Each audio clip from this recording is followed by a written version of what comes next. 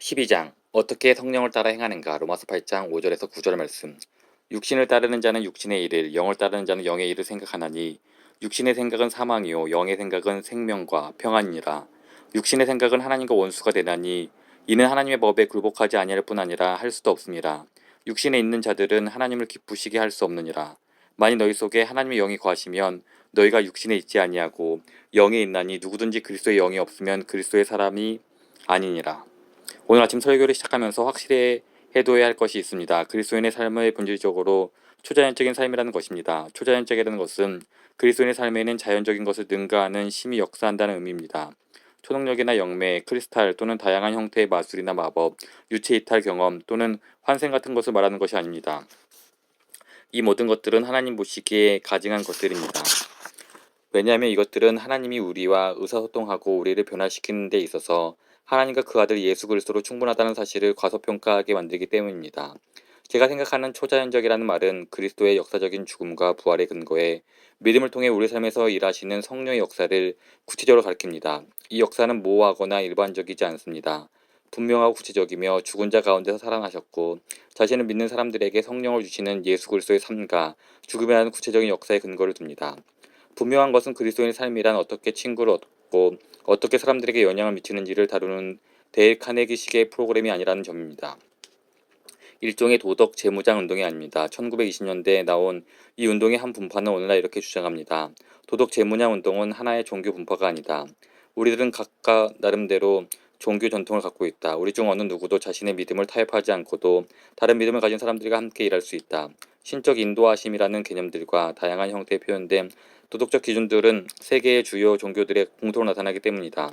제가 이 말을 인용한 이유는 그리스도인의 삶은 이런 것이 아님을 분명히 하기 위해서입니다. 신적 인도하심이라는 개념들은 다른 종교에도 공통으로 있는 것이 아닙니다. 우리는 전적으로 다른 사고방식을 가져야 합니다. 그리고 이 사고방식이란 단어는 오늘 본문에서 가장 중요한 단어입니다. 한글 성경에서는 따른이라는 말로 번역되어 있음. 우리는 하나님의 영의 사고방식을 가져야 합니다. 하나님의 영을 따르는 삶을 살아야 한다는 의미. 이것이 우리를 그리스도인이 되게 합니다. 먼저 그리스도인이란 어떤 존재인지 알아보고 그 다음에 오늘 본문이 주장하는 전체적인 내용을 살펴본 후 하나님의 율법을 이룬다는 것이 무슨 의미인지 좀 더 자세히 설명하겠습니다.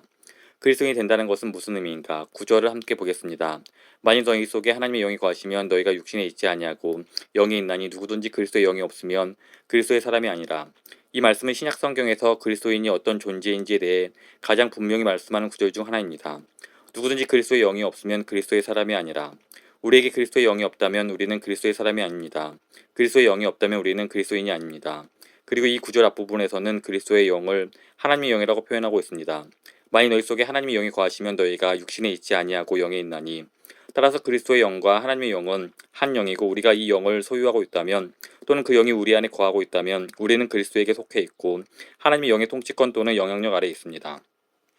우리는 육신의 통치를 받지 않습니다. 즉 그저 인간의 영역 또는 그저 자연적인 영역에 머물지 않습니다. 이것이 바로 제가 그리스도인이 된다는 것과 그리스도인의 삶을 산다는 것은 초자연적인 일이라고 한 말의 의미입니다. 하나님의 영, 그리스도의 영이 우리 안에 살아계셔서 그분이 아니었더라면 결코 가능하지 않았고 일어나지도 않았을 변화를 일으켜서 우리의 행위를 통해 예수 그리스도께서 영광을 받게 하십니다. 바울이 주장하는 내용 개간, 이제 4절부터 8절까지 하나의 흐름으로 이어지는 주장을 개간해 보겠습니다. 이 주장에서는 5단계가 보입니다. 먼저 바울이 기록한 방식대로 순서를 따라 읽어보겠습니다. 그 다음에 내용을 확실히 하기 위해 역방향으로 한 번 더 읽어보겠습니다. 먼저 4절에서 바울의 목표는 우리에게 율법의 요구가 이루어지는 것입니다. 로마서 13장 8절은 사랑의 율법을 이룬다는 점을 말합니다. 두 번째로 4절 끝에서 한글 성경에서는 4절 앞부분 바울은 율법이 우리 안에서 이루어지는 방법이 육신을 따르지 않고 그 영을 따라 행하는 것이라고 말합니다. 육신을 따르지 않고 그 영을 따라 행하는 우리에게 율법의 요구가 이루어지게 하려 하심이니라. 세 번째로 5절에서 바울은 이 행함이 영과 일치하는 것을 행함 뒤에 있는 어떤 특정한 영적 사고방식 때문이라고 설명합니다. 영을 따라 행하는 것, 배후에 있는 사고방식은 영의 일들이 진리이고 가치 있는 것이라는 사고방식입니다. 육신을 따르는 행하는 자는 육신의 일을, 영을 따르는 자는 영의 일을 생각하나니, 좋아하는 사고방식을 가지나니, 우리의 행함은 영의 일을 향한 우리 마음의 성향 혹은 정함 때문입니다. 네 번째로 영의 사고방식을 통해 율법의 요구가 이루어지고 육의 사고방식은 그렇게 하지 못하는 이유는 육의 사고방식은 죽음이고 영의 사고방식은 생명과 평안이기 때문입니다. 6절입니다. 육신의 생각은 사망이요 영의 생각은 생명과 평안이니라.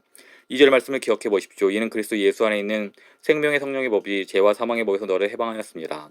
성령은 살아있기 때문에 우리 마음과 우리 행위를 움직이십니다. 성령은 영적 생명력을 나누어 주십니다. 그분은 그저 율법이나 규칙을 말씀하거나 우리에게 그것을 행하라고 말씀하시지 않습니다. 그분은 율법을 가져와 우리 마음에 새기고 율법을 사랑하고 하나님을 기뻐하고 예수님을 소중하게 여기는 삶을 우리 안에 창조해 주십니다. 그래서 지금까지 살펴본 주장들을 이렇게 풀어서 말할 수 있습니다. 성령의 사고방식은 율법을 이루는 영적 행위를 가능케 하는데 그 이유는 그러한 마음의 영적 성향은 우리 안에 있는 하나님의 영이 맺는 생명의 열매이자 그 모습이기 때문입니다. 마지막으로 5번째 주장은 7절과 8절에 나오는데 말씀은 우리에게 왜 성령의 사고방식과 성령의 생명이 절실하게 필요한지와 왜 그것이 없으면 죽음인지를 보여줍니다. 성령과 성령의 생명 그리고 성령의 사고방식이 없으면 우리는 하나님과 원수가 되고 그분의 율법에 순종할 수 없기 때문에 죽는 것과 같습니다. 7, 8절 말씀입니다. 육신의 생각, 사고방식은 하나님과 원수가 되나니 이는 하나님의 법에 굴복하지 아니할 뿐 아니라 할 수도 없습니다. 육신에 있는 자들은 하나님을 기쁘시게 할 수 없느니라. 다른 말로 하면 죽음의 뿌리는 죄, 즉 하나님을 대적하는 것입니다. 그 뿌리는 또 하나의 다른 영으로서 하나님을 보잘것없게 여기고 하나님보다 다른 것을 더 좋아합니다. 무모하게 하나님부터 독립하고 자기 스스로 결정하려는 성향이 바로 그것입니다. 율법의 요구를 이루기 위해 우리는 이것을 극복해야 합니다. 우리를 얽매고 있는 적대감과 불순종의 속박에 대해서 말씀은 어떻게 결론짓고 있습니까? 우리는 율법에 굴복할 수도 없다고 말합니다. 오늘 본문 말씀의 모든 주장은 이런 한계를 넘어 4절에서 말하는 우리에게 율법의 요구가 이루어지게 하려 하심이라는 승리를 향해 나아가고 있습니다. 이것이 오늘 본문 말씀이 말하려는 요지입니다. 불순종과 적대감의 속박에서 생명과 순종의 자유로 움직여가는 것입니다. 이제 이 주장을 더 확실히 이해하기 위해 순서를 거꾸로 해서 살펴보겠습니다. 5번째 주장, 하나님께 대적함. 육신의 사고방식, 하나님의 영의 어떤 초자연적인 도움 없이 그저 인간의 본성 그대로 사는 방식은 하나님을 대적하는 것입니다. 이는 하나님께 굴복하거나 하나님을 기쁘시게 하지 않을 뿐 아니라 할 수도 없습니다. 4. 4번째 주장, 성령의 생명. 그러므로 육신의 사고방식은 죽음을 가져옵니다. 하나님께 대적하는 것은 최악의 자살행위입니다. 성령만이 생명을 줍니다. 그리고 영의 사고방식은 그러한 생명의 열매이자 모습입니다. 성령의 생명은 영의 사고방식을 창조하고 영의 사고방식을 빚습니다. 우리는 하나님을 대적하며 스스로를 죽이는 속박을 이겨내기 위해 반드시 성령을 소유해야 합니다. 3. 3번째 주장 5절 영적 사고방식. 그러므로 성령의 사고방식은 성령에 이끌린 삶의 열매이자 모습이기 때문에 하나님은 우리의 육적인 사고방식이 아니라 영적인 사고방식을 따라 행하고 살아가도록 계획하였습니다. 적대감에서 돌이켜 영적 사고방식을 갖추는 생명으로 옮겨가길 원하십니다.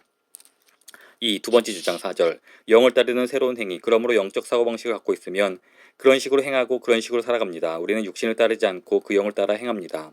우리의 영적 사고방식이 우리를 행위를 결정합니다. 우리에게 생명을 나누어 주시고 우리가 소중하게 여기고 바라고 가장 가치 있게 여기는 것을 바꾸시는 성령의 능력은 우리가 살아가고 행하는 방식도 변화시킵니다. 적대감에서 생명으로 영적인 사고방식으로 그리고 영을 따르는 새로운 행위로 변화시킵니다. 1. 1번째 주장 4절 율법을 이룸. 그러므로 이 행위는 우리는 율법의 요구를 이룹니다. 우리는 육신이 아닌 영을 따라 행합니다. 적대감에서 생명으로, 영적 사고방식으로, 영을 따르는 새로운 행위로, 그리고 율법을 성취하는 삶으로 변화되어 갑니다.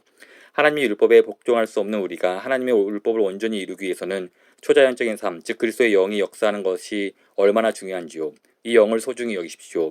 이 영으로 치유기를 구하십시오. 다음 질문.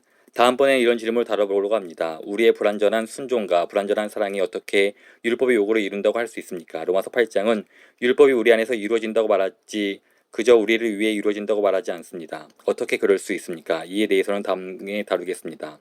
이제 말씀을 맺으려고 합니다. 이 한 가지는 꼭 기억하십시오. 자아의 속박에서 벗어나 사랑으로 율법의 요구를 이루기 위해서는 하나님이 그 영을 통해 전능한 초자연적인 역사를 행하셔야 합니다. 우리가 그리스도와 영의 일들을 사랑하는 사고방식을 가져야 합니다. 세상의 좋은 것들에 대해서는 입맛을 잃어야 합니다. 어디서 이것을 얻을 수 있습니까? 성령으로부터 옵니다. 그리고 이렇게 성령에 의존하게 되는 멋진 일은 율법의 행위가 아닌 오직 믿음으로 가능합니다.